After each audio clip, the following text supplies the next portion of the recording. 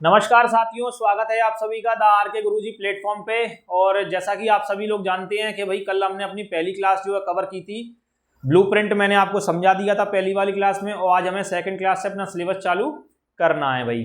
तो पहली video record करने के बाद मुझे काफ़ी सारी खुशी मिली। उसको देखने के बाद भाई मैंने आज उसको जब एनालाइज उसका किया वीडियो का, तो उस पर काफ़ी अच्छे व्यूज़ पड़े हुए थे और उस पर कमेंट सेक्शन में काफ़ी स्टूडेंट ने अपना खूब ढेर सारा प्यार जो है वीडियो को दिया है। तो आप सभी का भाई ऐसे ही खूब सारा ढेर सारा प्यार बना रहे और बस अपनी इस वीडियो को जो है लाइक सब्सक्राइब करते रहें। आप सभी लोग हमारे इस चैनल को सब्सक्राइब कर दें और खूब कमेंट करें आने वाली सभी वीडियोस पे। और जितने भी ज़रूरतमंद बच्चे हैं जिनके मतलब की ये वीडियो है, उन तक आप सभी लोग अपने भाई बंधुओं तक, मित्रों तक पहुंचा दें। और भी कोई अगर मेरा भाई बंधु अगर इस वीडियो को देख रहा हो तो वो उन बच्चों तक इस वीडियो को पहुंचाने का काम करें कि जिससे पढ़ने में बच्चों को जो है सहायता मिले। ठीक है, तो आज की हमें इस सेक्शन में चालू करना है बेटा। हमें अपने ज्योग्राफी का पहला चैप्टर जिसका नाम क्या है, रिसोर्सेस एंड डेवलपमेंट। क्या नाम है बेटा? Resources and development. जो हमारा ये ज्योग्राफी का जो चैप्टर है इसका क्या नाम है? Resources and development. हिंदी में इसी सब चैप्टर का नाम क्या है बेटा आपका? संसाधन एवं विकास। क्या नाम है बेटा जी? संसाधन एवं विकास। तो चैप्टर शुरू करने से पहले भाई इसका पहले हम नाम समझेंगे और यह नाम का पहले अर्थ समझेंगे। जब भी हम कोई चैप्टर शुरू करते हैं तो उस चैप्टर को शुरू करने से पहले सबसे पहले तो भाई उसका जो टाइटल दिया रहता है, जो नाम जो चैप्टर का लिखा रहता है, सबसे पहले हमें वही समझना चाहिए। जब तक हमें उसका नाम ही समझ में नहीं आएगा तो हमें पता कैसे चलेगा भाई कि इस चैप्टर में जो आकर बात किस चीज के बारे में की जा रही है या किस किस टॉपिकों के बारे में बात की जा रही है। तो पहले जो है हम इसका नाम समझेंगे, उसके बाद इस चैप्टर पे बेटा आगे बढ़ेंगे। पहले एक ओवरव्यू लेते हैं थोड़ा थोड़ा चैप्टर का। तो समझिए भाई आपको संसाधन माने आखिर होता क्या है, संसाधन है क्या चीज। तो संसाधन वह चीज होती है या संसाधन वह हैं जिनसे हमारी जरूरतें पूरी होती हैं, या फिर ऐसी सभी वस्तुएं, ऐसी सभी चीजें जो हमारी जरूरतों को पूरा करती हैं, वो क्या कहलाती हैं बेटा? संसाधन। फॉर एग्जाम्पल मैं क्या कहूँगा, ये जैसे मान लो ये मेरा जो बोर्ड है, ये मेरा जो व्हाइट बोर्ड है, ये मेरी जरूरत को पूरा कर रहा है, मैं आप सभी लोगों को पढ़ा पा रहा हूँ। तो ये मेरे लिए क्या है? एक रिसोर्स है, एक संसाधन का काम कर रहा है। ये मार्कर, ये पेन जो मेरे हाथ में है, इससे मैं क्या कर रहा हूँ? इस बोर्ड के ऊपर लिख पा रहा हूँ। तो ये पेन जो होगी ना, वो भी क्या होगी बेटा? संसाधन कहलाएगी अपने आप में, या क्या कहलाएगी? ये रिसोर्स कहलाएगी। ठीक है बेटा, रिसोर्स की ये आम परिभाषा आप सभी लोगों को समझ में आ गई होगी, संसाधन। तो आप सभी लोग अपनी रोजमर्रा के जीवन में जितना भी सामान प्रयोग कर रहे हो, अपने घरों में जो भी सामान आप प्रयोग कर रहे हो, जैसे आप चाहे आपके पहनने के कपड़े हों, चाहे वो आप लोगों के यूज करने वाले मोबाइल फोन्स हों, चाहे वो XYZ कुछ भी चीज हो जो आप यूज कर रहे हो, जो आपकी नीड्स को फुलफिल कर रही है, जो आपकी जरूरतों को पूरा कर रही है, वो सब के सब बेटा क्या कहलाते हैं? संसाधन या रिसोर्स ही कहलाते हैं। वो अपने आप में जो है संसाधन ही हैं। संसाधन की सबसे आम परिभाषा यही होगी। अब बुक वाली जो लैंग्वेज है अभी हम उन्हें देखेंगे, उससे पहले हम समझते हैं विकास के। भाई डेवलपमेंट जो है, डेवलपमेंट माने क्या होता है? तो डेवलपमेंट माने क्या है भाई?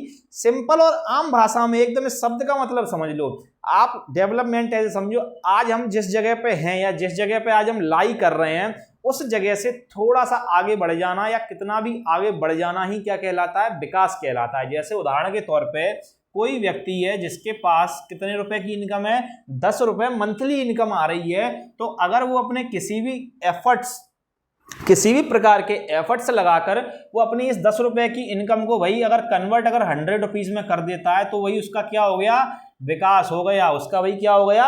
विकास हो गया, उसका डेवलपमेंट हो गया। समझे? या फिर कोई व्यक्ति अगर अपनी जमीन में, कोई एक किसान है, वो उसकी जमीन में अगर एक वर्ष में अगर सरसों भाई अगर 5 क्विंटल हो रही है, कितनी सरसों हो रही है? 5 क्विंटल या 500 केजी जो है सरसों हो रही है, तो अगली साल उसने दुगनी मेहनत की और इसको कितना उगा लिया भाई? इसके खेत में 8 क्विंटल या 800 केजी जो है सरसों उसने उगा ली। तो ये क्या कहलाएगा? उस किसान का डेवलपमेंट कहलाएगा, या फसल में क्या कहलाएगा? डेवलपमेंट कहलाएगा। ठीक है, ये रही आम परिभाषा। अब यहाँ इस चैप्टर में जो हम बात करेंगे ना रिसोर्सेज की, वो या डेवलपमेंट की जो बात होगी, वो हमारी पूरी की पूरी अर्थ को और पूरी की पूरी बेटा राष्ट्र, हमारे एक कंट्री जो हमारी इंडिया है, उस सब के बारे में, इस वर्ल्ड के अंदर जितनी भी कंट्रियां हैं उनके बारे में भी यहाँ पे थोड़ी थोड़ी चर्चा होगी और खासकर हमारे इंडिया के बारे में भी बेटा यहाँ पे चर्चा होगी। तो जब हम राष्ट्र की बात करेंगे तो जैसे मान लीजिए उदाहरण के तौर पे अगर हमारी राष्ट्र जो है, राष्ट्र की इनकम अगर 5 करोड़ रुपए अगर जा रही है ना अगर सालाना, तो राष्ट्र भाई, राष्ट्र में एक आदमी तो इनकम अपनी करेगा नहीं, राष्ट्र में कई सारे व्यक्ति क्या करेंगे, अपनी इनकम करेंगे। ठीक है, कई सारे लोगों से मिलकर ही क्या बनता है, राष्ट्र बनता है। भांति भांति जातियों से, भांति भांति धर्मों से, अलग अलग प्रकार के धर्मों से, अलग प्रकार की जातियों से, अलग प्रकार के नस्लों से मिलकर हमारा ये प्यारा भारत देश बना है। ठीक है बेटा जी। तो जैसे मान लीजिए हमारे, मान लो भारत की जो इनकम है वो कितनी है भाई, 5 करोड़ रुपए सालाना है। और ये अगर भारत आने वाले अगले वर्ष में मेहनत करके इसको कितना कन्वर्ट कर लेता है, 10 करोड़ कर लेता है, तो ये क्या कहलाएगा बेटा, राष्ट्र का डेवलपमेंट कहलाएगा, हमारे इंडिया का विकास कहलाएगा। तो यही है भाई आम परिभाषा विकास की। तो अब चलते हैं अपने चैप्टर की ओर। अगर किसी को अगर ये चीजें अगर समझ में ना आई हो तो एक बार बेटा इस वीडियो को रिवाइंड कर लें और वापस से जो है देख लीजिए इस वीडियो को।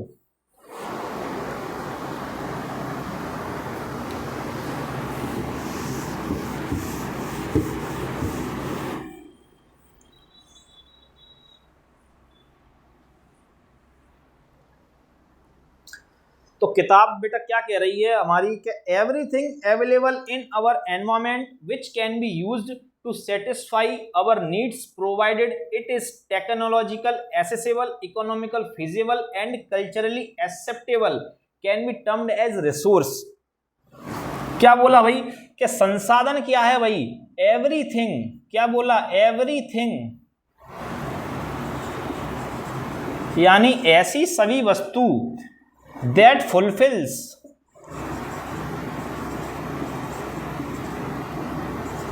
our need, ऐसी सभी वस्तुएं जो क्या कर रही हैं, हमारी नीड्स को फुलफिल कर रही हैं, वो आपकी क्या कहलाएंगी, रिसोर्स। लेकिन यहाँ पे 3 टर्म उस किताब हमारी बोल रही है कि वो क्या होनी चाहिए भैया, टेक्निकली एक्सेसिबल होनी चाहिए,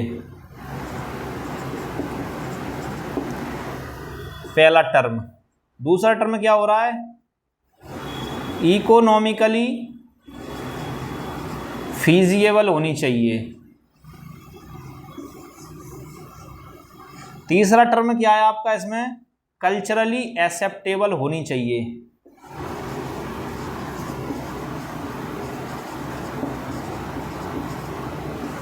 ये 3 टर्म भैया किताब हमारी बोल रही है कि कोई वस्तु संसाधन तभी कहलाएगी जिसमें ये गुण सारे पाए जाते हो। क्या, रिसोर्स कोई वस्तु तभी कहलाएगी, कोई चीज जो होगी वो रिसोर्स तभी कहलाएगी कि everything that fulfil our need, यानी ऐसी वस्तु या ऐसी चीज जो हमारी जरूरतों को पूरा कर रही है, जो कि हमारी क्या कर रही है बेटा, जरूरतों को पूरा कर रही है, हमारी नीड को क्या कर रही है बेटा, फुलफिल कर रही है जो। और इसमें 3 टर्म मैंने किताब ने क्या जोड़े हैं, कि टेक्निकली क्या होनी चाहिए, एक्सेसिबल होनी चाहिए, इकोनॉमिकल फिजिबल होनी चाहिए और कल्चरली एक्सेप्टेबल होनी चाहिए। इन तीनों टर्म का मतलब क्या हुआ, इन तीनों टर्म का मतलब हुआ बेटा, टेक्निकली एक्सेसिबल मतलब कोई संसाधन है तो उसका प्रयोग करने के लिए या उसका यूज करने के लिए हमारे पास टेक्नोलॉजी होनी चाहिए। जैसे एग्जाम्पल, फॉर एग्जाम्पल कैसे, जैसे आयरन की अगर मैं बात करूं तो आयरन जमीन में, हमें पता है कि भाई हमारी जमीन में, हमारा जो भारत देश है इसकी जमीन में काफी सारी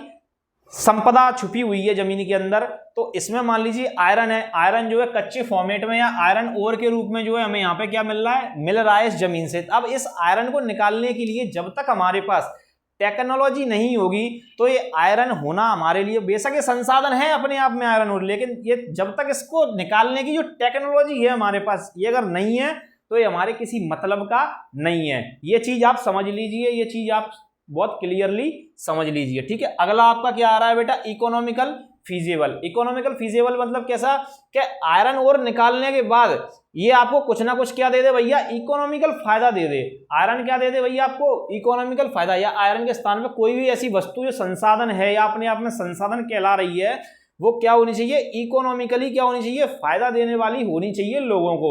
इससे क्या बनना चाहिए, अल्टीमेटली पैसा बनना चाहिए। ठीक है, अगला आपका क्या हो रहा है भाई, कल्चरली एक्सेप्टेबल। कल्चरली एक्सेप्टेबल का मतलब क्या है, इसका अर्थ यह है कि सांस्कृतिक रूप से या सामाजिक रूप से इसको क्या अपनाया जाना चाहिए लोगों के बीच में, लोगों के द्वारा इसको आसानी से अपनाया जाना चाहिए। किसी भी प्रकार का कोई भी व्यवधान लोगों के द्वारा उत्पन्न नहीं किया जाना चाहिए। तो ये तीनों गुण जिस चीज में मौजूद हैं और ये जो है डेफिनेशन जो हमारी नीड को फुलफिल कर रही है वही आपकी क्या कहलाएगी बेटा, रिसोर्स कहलाएगी या संसाधन कहलाएगी। इतना अगर किसी को लिखना हो तो लिख सकता है।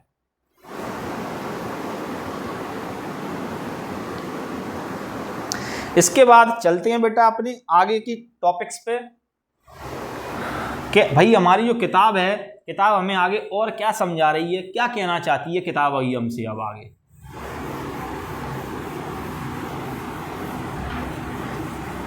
सभी बच्चों के लिए बेटर ये होगा कि जब ये टॉपिक मेरे साथ बेटा पढ़ रहे हो तो आप बुक को सामने रखिए। हिंदी मीडियम वाले हैं तो हिंदी की किताब को आगे रखिए, अगर वो लोग अगर इंग्लिश मीडियम के हैं तो इंग्लिश मीडियम वाले अपनी किताब को आगे रखिए और साथ में एक बढ़िया सा रजिस्टर या कॉपी और पेन ये लेके बैठिए, साथ ही साथ जो है शॉर्ट नोट्स जो है बनाते चलिए। तो देखते हैं बेटा, अब किताब में एक ट्रायंगल दिया हुआ है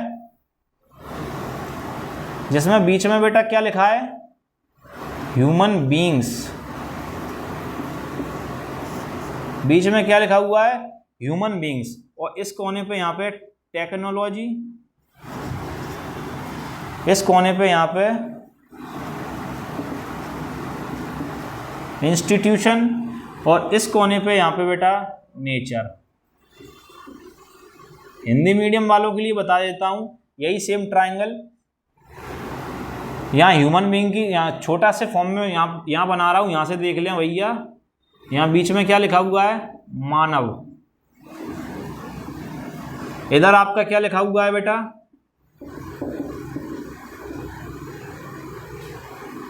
तकनीकी। क्या लिखा हुआ है, तकनीकी। इस सिरे पे क्या लिखा हुआ है, संस्थान, और इस सिरे पे बेटा आपका क्या लिखा हुआ है, प्रकृति। तो ये जो है डायग्राम आपका बेटा हिंदी मीडियम वाला हो गया, ये डायग्राम आपका हो गया इंग्लिश मीडियम वाला। तो दोनों ही बच्चे, दोनों ही बाइलिंगुअल यहाँ बेटा आपकी क्लासेस चल रही हैं।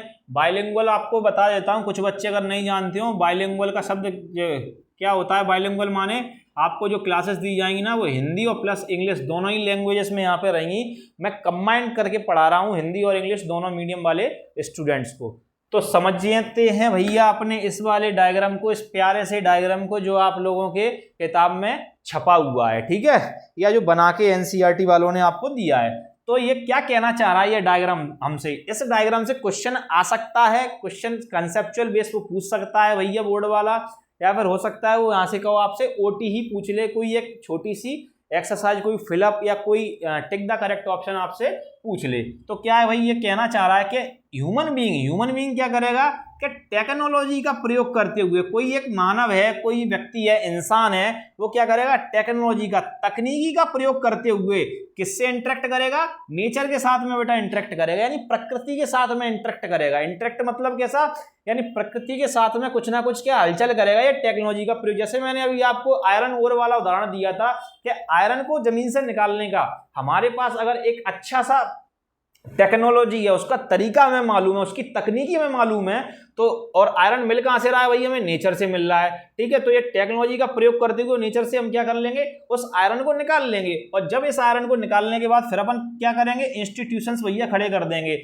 उस आयरन ओर को, उस कच्चे लोहे को पक्के लोहे में कन्वर्ट करेंगे। उसके लिए क्या करना पड़ेगा, हमें इंस्टीट्यूशन, संस्थाएं खड़ी करनी पड़ेंगी। संस्थाएं कैसी होंगी, फैक्ट्रियां बनानी पड़ेंगी हमें बड़ी बड़ी, और उस फैक्ट्री के बाद फिर हमें बाजार बनाने पड़ेंगे जिससे वो क्या हो, बाजार में लोगों तक आसानी से पहुंच सके। तो ये डायग्राम अल्टीमेटली बता रहा है कि ह्यूमन बीइंग जो होते हैं वो क्या करते हैं, टेक्नोलॉजी का प्रयोग करके नेचर से इंटरेक्ट करते हैं, नेचर से बेटा संसाधनों को निकालते हैं, उसके बाद फिर उनके जरिए क्या होता है, इंस्टीट्यूशन खड़े किए जाते हैं। तकनीका का प्रयोग करके प्रकृति से इंटरेक्ट करेंगे, या प्रकृति से भैया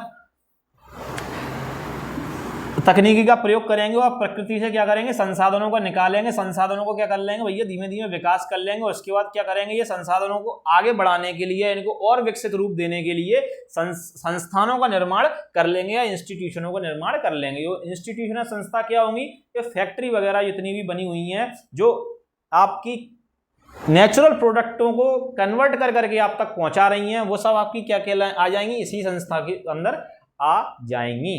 तो आशा करता हूं कि आप सभी लोगों को बेटा यहाँ तक ये डायग्राम समझ में आया होगा। तो जिसको भी ये डायग्राम बनाना हो जल्दी से बना लीजिए। मैं हट जाता हूँ साइड से, और इसके बाद फिर हम आगे बढ़ते हैं क्लासिफिकेशन ऑफ रिसोर्सेज के ऊपर। क्या रिसोर्सेज का, ये संसाधनों का जो वर्गीकरण किया गया है वो किस प्रकार से किया गया है। ठीक है बेटा, बना लीजिए डायग्राम।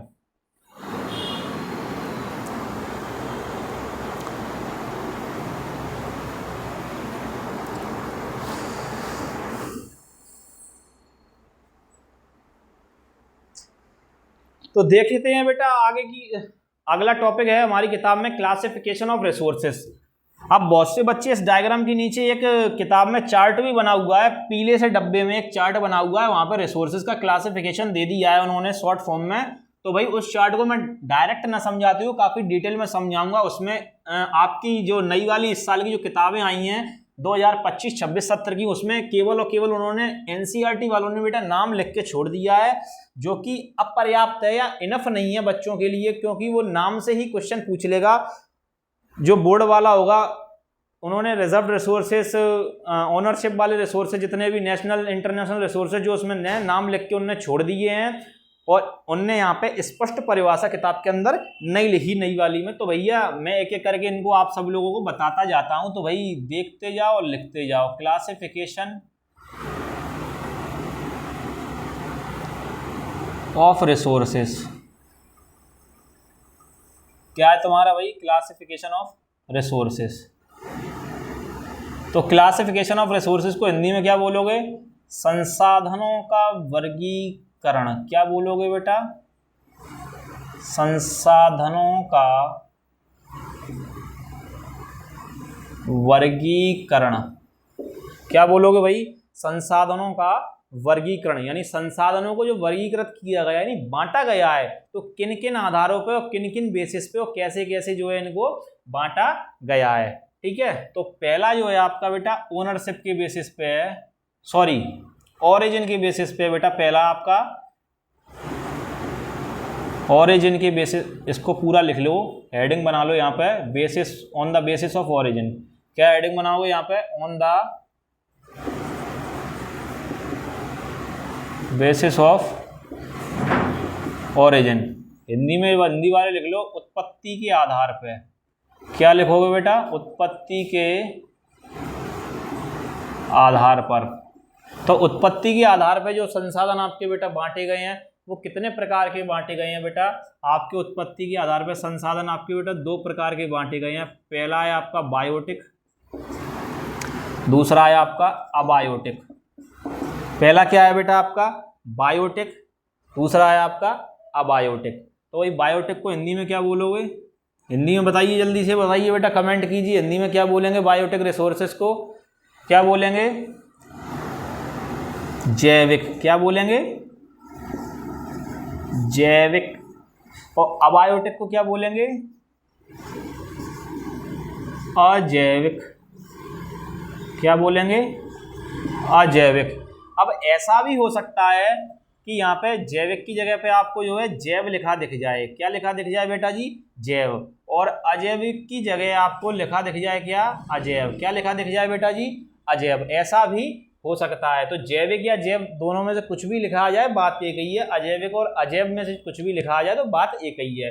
तो क्या भाई आपका बायोटिक और अबायोटिक दो प्रकार के संसाधनों को बांटा गया है। तो भाई इनको रटने से ज्यादा आप लोग भैया दार के गुरुजी प्लेटफॉर्म से जुड़े हुए हो, यहाँ पे जुड़ने का कुछ ना कुछ तो फायदा होना चाहिए ना। तो रटना नहीं है हमें किसी भी चीज को, हमें बहुत आसानी से समझना है। तो आप पहले भाई इन संसाधनों के नामों को समझने का प्रयास कीजिए बेटा आप सभी लोग। देखो यहाँ पे शब्द जो है क्या जुड़ा हुआ है इसमें आगे? बायो। क्या जुड़ा हुआ है इसमें शब्द? बायो शब्द। इसमें जो शब्द आ रहा है वो क्या आ रहा है? बायो। और बायो जहां भी शब्द आ जाए, हमेशा हमेशा कहीं भी आ जाए बेटा बायो शब्द, तो ध्यान रखना बायो का अपने आप में जो अर्थ होता है वो क्या होता है? जीवन। क्या होता है? जीवन। ठीक है। और इस बायो के आगे यहाँ पे इनने क्या लगा दिया? ए। तो भैया अंग्रेजी तो सब लोगों ने थोड़ी बहुत पढ़ रखी होगी, तो ए बायो जब लग गया तो यहाँ पे क्या होगा? यहाँ पे शॉर्ट फॉर्म में अगर मैं आपको समझाने के लिए लिख दूं तो क्या है भैया? जीवन नहीं है। क्या होगा? जीवन नहीं है। तो ये समझने के लिए आप यहाँ पे लिख सकते हो कि भाई ऐसे सारे रिसोर्सेस, बायोटिक रिसोर्सेस को क्या कहेंगे, ऐसे सभी रिसोर्सेस या ऐसे सारे रिसोर्सेस जिनमें क्या होगा, जीवन होगा, या ऐसे रिसोर्सेस जिनमें जीवन पाया जाता है, वो सभी किस क्या कहलाते हैं बेटा, बायोटिक रिसोर्सेस कहलाते हैं, या फिर जैविक या फिर जैव रिसोर्सेज या जैव संसाधन कहलाते हैं, या फिर जैविक संसाधन कहलाते हैं। तो जिसकी परिभाषा भैया आप सभी लोगों में से किसी भी मेरे भैया को, किसी भी मेरी प्यारी सी छोटी गुड़िया को, किसी छोटी बहन को अगर लिखना हो तो लिख सकता है कि ऐसे सभी संसाधन जो या जिनमें, जो घटा देना, लिखो जिनमें, ऐसे सभी संसाधन जिनमें जीवन पाया जाता है, ऐसे सभी संसाधन जिनमें जीवन पाया जाता है वे जैव संसाधन कहलाते हैं, वे जैव संसाधन कहलाते हैं। भैया अब क्या हो गया, आप क्या, आपने एग्जाम्पल तो दिया नहीं यहाँ पे, तो एग्जाम्पल लिख लो भैया। एग्जाम्पल में क्या क्या आ जाएगा आपका भैया, एग्जाम्पल में आ जाएगा वाटर, सबसे अच्छा एग्जाम्पल क्या आ जाएगा, वाटर। क्या आ जाएगा भाई इसमें, एग्जाम्पल आपका आ जाएगा वाटर। कुछ मेरे भैया बहन अगर लिखना चाहें तो यहाँ पे H2O भी लिख सकते हैं, वाटर की जगह पे क्या लिख सकते हैं, H2O भी लिख सकते हैं, क्योंकि H2O माने भी क्या होता है बेटा जी, वाटर ही होता है, पानी ही होता है H2O माने। तो मैं आशा करता हूं ये वाला जो है आपका बायोटिक या जैव रिसोर्सेज या वाटर, इसका जो एग्जाम्पल मैंने आपको दे दिया है वो समझ में आ जाएगा। अब इसके एक एग्जाम्पल मैंने लिखा दिया, बाकी के 2-3 एग्जाम्पल अब आपको खुद से खोजने हैं। कमेंट बॉक्स सेक्शन में आप कमेंट करेंगे बायोटिक रिसोर्सेज के क्या क्या एग्जाम्पल होते हैं। अगर आप लोगों को अगर समझ में नहीं आएगा तो मैं आपको अगली वीडियो में इसके और एग्जाम्पल्स बोल दूंगा, ठीक है। तो फिलहाल आपको मैंने बेसिक कंसेप्ट यहाँ पे समझा दिया है कि भाई बायोटिक रिसोर्स क्या होते हैं। बायोटिक रिसोर्स मतलब आपके क्या, ऐसे सभी संसाधन या ऐसे सभी रिसोर्सेस जिनमें क्या पाया जाता है, जीवन या लाइफ पाई जाती है। Those resources are contains life is called biotic resources. English वाले भी वही लिख सकते हैं। अगला आपका अबायोटिक रिसोर्सेस, तो एक में जीवन है और एक में जीवन नहीं होगा। तो ऐसे सभी रिसोर्सेस जिनमें जीवन नहीं पाया जा रहा, या ऐसे सभी रिसोर्स जिनमें जीवन पाया ही नहीं जाता, वो सभी क्या कहलाएंगे आपके बेटा, क्या कहलाएंगे, अजैविक संसाधन कहलाएंगे, या फिर अबायोटिक रिसोर्सेस जो है आपके कहलाएंगे। तो इनमें क्या एग्जांपल आ सकते हैं भाई, कोई दिमाग लगाओ, 2 मिनट लगाओ दिमाग लगाओ भाई, सभी बच्चे दिमाग लगाओ, क्या चीजें इसमें आ सकती हैं भाई, दिमाग लगाइए सभी लोग। हाँ बेटा जी, तो कमेंट सेक्शन में कमेंट कर दिया है आप लोगों ने भाई, आशा करता हूँ आप सभी लोगों से। तो अबायोटिक रिसोर्सेस में क्या क्या आ जाएगा आपका, रॉक्स आ जाएंगे। क्या आ जाएगा आपका, रॉक। जितनी भी चट्टानें बेटा आपको यहाँ पे दिख रही हैं ना, रॉक्स आ जाएंगी, ठीक है। और क्या आ सकता है यहाँ पे, जितने भी आपके मिनरल्स हैं भाई, मिनरल्स हैं भाई, जितने भी संसाधन आपको मिनरल्स फॉर्म में खनिज रूप में आपको मिल रही हैं, चट्टानें हैं आपके, ये सब क्या आ जाएंगी अबायोटिक रिसोर्स में। या सॉइल, मिट्टी अपने आप में कैसी होती है बेटा, अबायोटिक रिसोर्स है। मिट्टी के अंदर जीवन नहीं पाया जाता है, ये चीज आप समझ लीजिए। जीवन प्रदान जरूर कर रही है लेकिन इसके अंदर जीवन नहीं पाया जाता। यहाँ पे बेटा हमसे थोड़ी सी मिस्टेक हो गई है अपन से। यहाँ पे आप जो है वाटर को यहाँ पे क्या कर दीजिए, हटा दीजिए। यहाँ पे क्या कीजिए आप, यहाँ फ्लोरा एंड फ्योना लिख लो। बायोटिक में क्या लिख लो बेटा आप, यहाँ पे फ्लोरा एंड फ्योना। क्या लिख लो बेटा, फ्लोरा एंड फ्योना। अब क्या होगा सर, फ्लोरा एंड फ्योना क्या होते हैं, सभी प्रकार के प्लांट्स।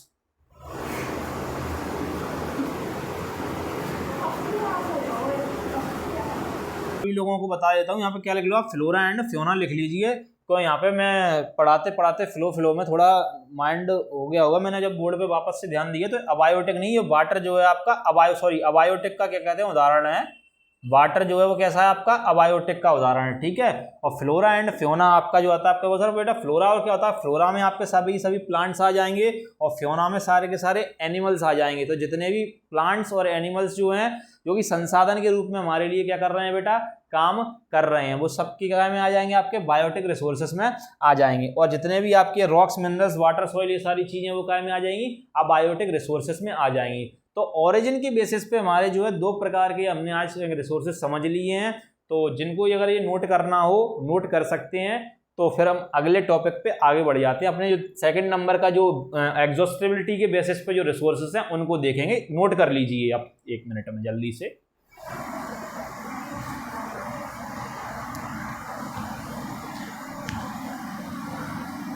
जल्दी से नोट कर लीजिए, मात्र 5 सेकंड हैं आप लोगों के पास। 5 सेकंड बाद मैं इस पूरे को मिटा दूंगा। चलिए भाई हम बढ़ते हैं अपनी अगले टाइप पे, या अगला जो हमारा जो टाइप है on the basis of exhaustibility. On the basis of exhaustibility यानी इसका अर्थ होगा भाई समाप्यता के आधार पे। क्या होगा मेरे प्यारे बच्चों? समाप्यता के आधार पर। क्या होगा भाई? समाप्यता के आधार पे। तो ये क्या है भाई? एग्जॉस्टिबिलिटी।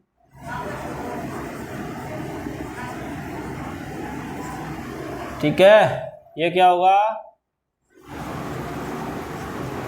समाप्यता के आधार पे। यानी समाप्यता आपको हिंदी में समझ में आ रहा होगा, यानी खत्म हो जाना, समाप्त हो जाना, खत्म हो जाना। क्या है भाई? खत्म हो जाना, या फिर क्या है? समाप्त हो जाना। इनके आधार पे जो संसाधन होंगे वो कितने प्रकार के होंगे? एग्जॉस्टिबिलिटी या समाप्त हो जाना या खत्म हो जाना, इनके आधार पे जो संसाधन हैं वो भाई कितने प्रकार के हैं, तो उनको देख लीजिए। इसके आधार पे संसाधन है आपके बेटा 2 प्रकार के। कितने प्रकार के हैं? 2 प्रकार के। पहला है आपका रिन्यूएबल, दूसरा है आपका नॉन रिन्यूएबल। दूसरा क्या है आपका? Non renewable. तो पहला क्या है आपका? रिन्यूएबल। इसको क्या बोलोगे हिंदी में? नवीकरणीय। क्या बोलोगे? नवीकरणीय। अगला बोलोगे आपको गैर नवीकरणीय। क्या बोलोगे? गैर नवीकरणीय। क्या है भाई? गैर नवीकरणीय। रिन्यूएबल और नॉन रिन्यूएबल 2 ही टाइप के क्या कहते हैं? संसाधन होते हैं एग्जॉस्टिबिलिटी के आधार पर। पहला है रिन्यूएबल और दूसरा है आपका नॉन रिन्यूएबल। और वापस से बेटा हम इसके नाम पे फोकस करेंगे। तो ये नाम में देखिए क्या लिखा हुआ है इसमें? रिन्यू। रिन्यू का मतलब क्या होता है? वापस से क्या कर सकते हैं? उनका प्रयोग कर सकते हैं। नवीकरणीय यानी वापस से क्या कर सकते हैं? उनको रिन्यू, अगेन एंड अगेन क्या कर सकते हैं? उनको रिन्यू किया जा सकता है, या रिन्यू हम आसानी से उनको कर सकते हैं। तो ऐसे सारे रिसोर्सेज जिनको अगेन एंड अगेन यूज किया जा सकता है, या जिनको आसानी से नवीकरणीय किया जा सकता है, तो इन सब संसाधनों में कौन सा आ जाएगा आपका बेटा? कौन सा आ जाएगा? इसके लिए सबसे बेस्ट एग्जांपल है आपकी सनलाइट। क्या एग्जांपल है आपकी? सनलाइट। सनलाइट अपने आप में कैसी है बेटा? एग्जांपल यहाँ पे क्या डालोगे आप इसका? सनलाइट का रिन्यूएबल रिसोर्सेज में। तो सनलाइट आपकी जो होगी वो क्या होगी? रिन्यूएबल रिसोर्स होगी। कैसी होगी बेटा? रिन्यूएबल, नवीकरणीय संसाधन है आपकी। ठीक है, कैसी है ये? नवीकरणीय संसाधन है, रिन्यूएबल रिसोर्स है आपकी सनलाइट। अगेन एंड अगेन क्या कर सकते हैं हम? इसका यूज कर सकते हैं। तो ऐसे सभी संसाधन जिनका प्रयोग बार बार किया जा सके, एक से अधिक बार किया जा सके, उन सभी संसाधनों को या उन सभी रिसोर्सेज को हम क्या बोलेंगे बेटा? रिन्यूएबल बोलेंगे। क्या बोलेंगे हम? रिन्यूएबल रिसोर्स बोलेंगे। दैट या those resources are used again and again, those resources can be used again and again is called renewable resources, is called renewable resources, या फिर आर कॉल्ड रिन्यूएबल रिसोर्सेज। ठीक है, अगर आप एस लगाते हो पीछे प्लूरल फॉर्म बना दो तो आर बना देना, सॉरी आर लगा देना उसमें आगे। एग्जाम्पल क्या हो जाएगा यहाँ पे भाई? सनलाइट हो जाएगी। नॉन रिन्यूएबल पे जाइए भैया, गैर नवीकरणीय पे जाएगी। तो ऐसे आप समझ गए होंगे कि एक को अगर रिन्यू कर पा रहे हो, एक को बार बार प्रयोग कर पा रहे हो, तो दूसरे को बार बार प्रयोग आप नहीं कर पा रहे होगे। तो नॉन लगा हुआ है, नाम क्या है? क्या लगा है? नॉन, यानी नहीं। गैर लगा हुआ है, आप बार बार क्या नहीं कर पाओगे? आप इसको यूज नहीं कर पाओगे। तो ऐसे सभी संसाधन या ऐसे सभी रिसोर्सेज जिनका प्रयोग हम बार बार नहीं कर पा रहे हैं या बार बार नहीं कर सकते, वो क्या होते हैं? नॉन रिन्यूएबल रिसोर्सेज होते हैं। फिर भैया गैर नवीकरणीय होते हैं। वो सब क्या आ जाएंगे तुम्हारे? पेट्रोलियम। ठीक है, पेट्रोलियम तुम्हारी जितनी भी होगी वो सब काय में आ जाएगी? इसी में आ जाएगी। काय में आ जाएगी भैया? नॉन रिन्यूएबल रिसोर्सेज में आ जाएगी। या फिर भैया आपकी क्या आ जाएगी? Natural gas. क्या आ जाएगी आपकी? Natural gas. तो नेचुरल गैस जितनी भी है इनका आप अगेन एंड अगेन यूज नहीं कर सकते हो। कोल का अगर मैं बात करूं, कोल जो मिल रहा है हमें जमीन से, उसका अपन अगेन एंड अगेन यूज नहीं कर सकते हैं, क्योंकि कोयला एक बार बनने के बाद कई सालें, काफी ईयर लग जाते हैं पेट्रोलियम को, कोयले को, नेचुरल गैस को बनने में जमीन के अंदर, तो इसका हम एक बार यूज करके अपने मनमर्जी तरीके से इनको बर्बाद करके जो है हम वापस से क्या नहीं कर सकते, इनका यूज नहीं कर सकते। इतना भाई लिखना हो तो जल्दी से लिखिए।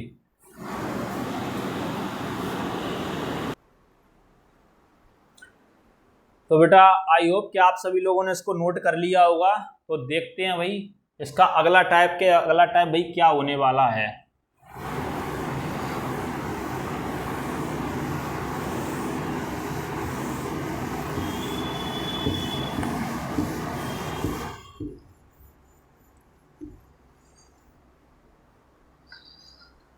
अगला टाइप भाई जो आपकी किताब में दिया हुआ है उसका नाम क्या है भाई, on the basis of ownership. क्या ओनरशिप के आधार पे जो हमारे संसाधन है वो कितने प्रकार के हैं। On the basis of, number 3 डाल के आप लिख सकते हैं, on the basis of ownership. क्या होगा भाई इसका मतलब, स्वामित्व के आधार पर, स्वामित्व के आधार पर संसाधन, यानी भाई क्या है भाई, स्वामित्व ओनरशिप के आधार पर वही संसाधन है वो कितने प्रकार के हैं। तो आप लोगों को बेटा मैं बता देता हूँ, ओनरशिप के आधार पर संसाधन बेटा 4 प्रकार के हैं। कितने प्रकार के हैं, 4 प्रकार के संसाधन हैं। कितने प्रकार के हैं बेटा जी, 4 प्रकार के संसाधन हैं। पहला है आपका इंडिविजुअल, दूसरा है आपका कम्युनिटी, तीसरा है आपका नेशनल और चौथा है आपका इंटरनेशनल। तो पहला भैया क्या है, इंडिविजुअल। क्या है पहला,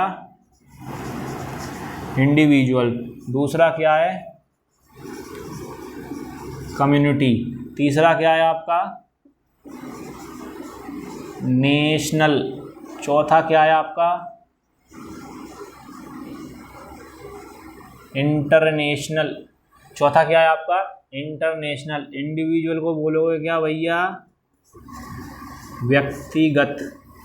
कम्युनिटी को बोलोगे क्या, सामुदायिक। नेशनल को बोलोगे क्या,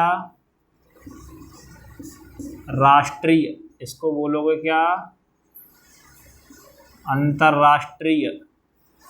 ये 4 प्रकार के संसाधन होते हैं काय के आधार पे, on the basis of ownership, या फिर वही स्वामित्व के आधार पे ये 4 प्रकार के संसाधन हैं आपके। इन चारों को एक चीज़ और बेटा मैं बता ही देता हूँ आप सभी लोगों को, यहाँ से आप कंसेप्ट क्लियर अपने अपने कर लीजिए। कंसेप्ट क्लियर करने के बाद एक बार आपको जो है किताब की रीडिंग तो घर पे करना ही करना पड़ेगी।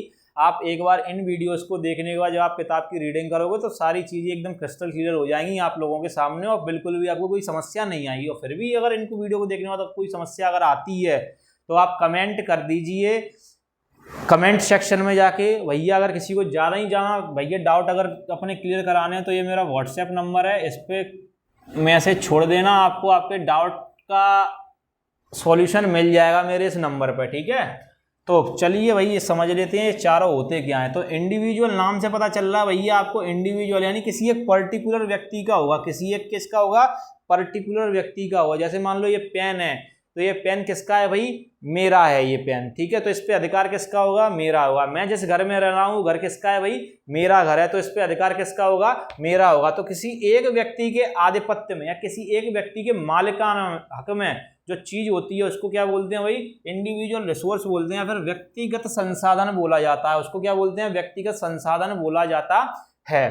और वो प्रयोग जो होगी वो किसी खास व्यक्ति के लिए ही की जा रही होगी, या फिर वो अपने ही किसी व्यक्ति के लिए या फिर अपने किसी आपस वाले व्यक्ति के लिए क्या कर रहा होगा, उसको यूज कर रहा होगा, ठीक है। तो किसी भी वस्तु पे किसी भी संसाधन पे एक ही व्यक्ति का अधिकार होना क्या समझाता है हमें, कि वो क्या है आपका इंडिविजुअल रिसोर्स या फिर व्यक्तिगत संसाधन है।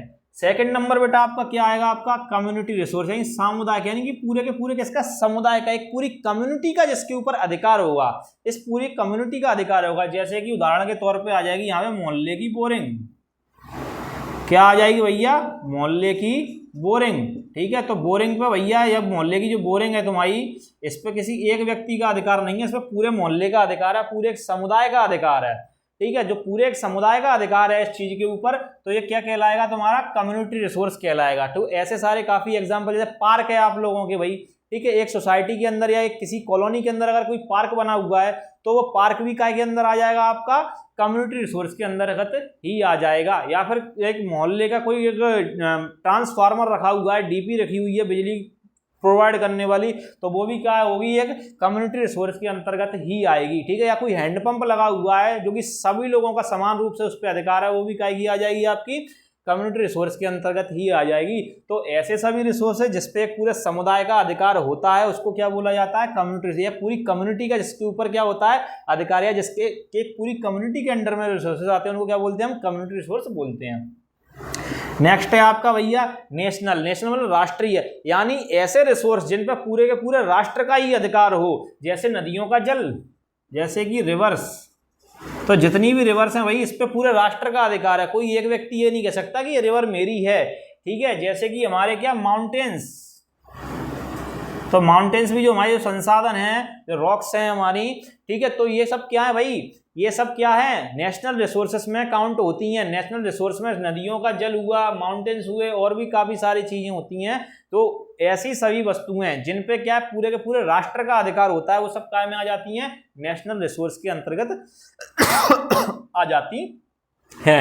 अगला है बेटा आपका इंटरनेशनल रिसोर्स। तो भाई ऐसी चीज जिसपे पूरे देशों, जितनी पृथ्वी पे जितने भी देश हैं, अंतरराष्ट्रीय स्तर पे जितने भी देश इस पृथ्वी के ऊपर हैं, सभी का समान रूप से अधिकार होगा, इक्वल वे में अधिकार होगा, तो वो क्या में आ जाएगा, अंतरराष्ट्रीय स्तर पे। या फिर जैसे कि यहाँ पे क्या हो जाएगा, स्पेस, क्या हो जाएगा यहाँ पे, स्पेस। स्पेस आपका है, अंतरिक्ष है आपका।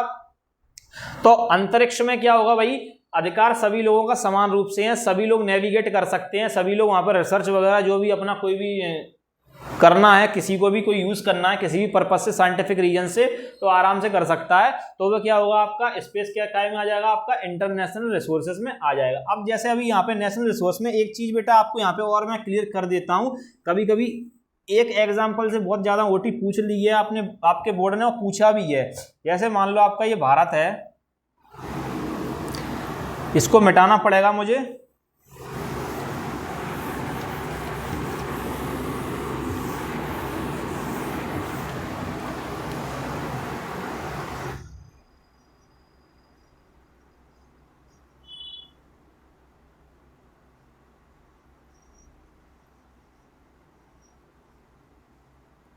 ठीक है। अब ये यहाँ पे आपका क्या है भाई साहब, इंडियन ओशियन, ये क्या है आपका, इंडियन ओशियन। ठीक है, ये आपका जो है श्रीलंका है। ठीक है, ये आपका क्या है भाई साहब, बे ऑफ बंगाल है। ये क्या है आपका, बे ऑफ बंगाल है। इधर क्या है आपका, अरेबियन सी है। इधर क्या है आपका बेटा, अरेबियन सी है। तो ये समुद्र जो लगे हुए हैं भारत के किनारों से, तो इस समुद्र के पास का 12 नॉटिकल माइल तक का जो पानी होगा, यानी कि इस जो भारत की जो भूमि है, इस भूमि के ये बाउंड्री से, इस भूमि की बाउंड्री से इस समुद्र का 12 नॉटिकल माइल तक, कहां तक बेटा, 12 नॉटिकल माइल तक। ये कब क्या हो सर, क्या 12 नॉटिकल माइल क्या है, तो 12 नॉटिकल माइल अपने आप में एक समुद्री यूनिट होती है। ऐसे जमीन पे चलने के लिए हम किलोमीटर्स का यूज करते हैं, उसी प्रकार से ये समुद्रों में जो नॉटिकल माइल्स का बेटा यूज किया जाता है। तो 12 नॉटिकल माइल तक जो पानी है वो नेशनल रिसोर्स के अंतर्गत आता है, और 12 नॉटिकल माइल के आगे जितना भी पूरा जो समुद्र है आपका फ्री ओशियन कहलाता है, या एकदम ओपन खुला समुद्र कहलाता है, इस पे सभी देशों का समान रूप से अधिकार होता है, तो इंटरनेशनल रिसोर्स के अंतर्गत चला जाता है। अगर इसको मैं कन्वर्ट करूंगा तो ये 22.2 किलोमीटर कन्वर्ट हो जाएगा। ये 12 नॉटिकल माइल कितने में कन्वर्ट होगा बेटा, 22.2 किलोमीटर में ये कन्वर्ट हो जाएगा। तो आज जैसा कि बेटा आज हम लोगों ने बेटा 3 प्रकार के रिसोर्सेज समझ लिए हैं। पहला समझा हमने ओरिजिन के बेसिस पे, दूसरा समझा हमने एग्जॉस्टेबिलिटी के बेसिस पे, तीसरा समझा है हमने ओनरशिप के बेसिस पे। अब इसके आगे हम जो है अपनी नेक्स्ट वीडियो में पढ़ेंगे। तब तक आप सभी लोग यहाँ तक के नोट्स प्रॉपर बना लीजिए और एक बार किताब से खुद से रिवीजन कर लेना। आप सभी लोगों को काफ़ी क्रिस्टल क्लियर पूरा कंसेप्ट हो जाएगा, ये मेरा दावा है। और भैया सबसे हाथ जोड़ के मेरा निवेदन है, कृपया वीडियो को लाइक जरूर कर दें और शेयर कर दें, और चैनल को जितने लोगों ने अभी तक सब्सक्राइब नहीं किया है सब्सक्राइब कर लीजिए, जिससे हमारी और आपकी कनेक्टिविटी बनी रहे। धन्यवाद।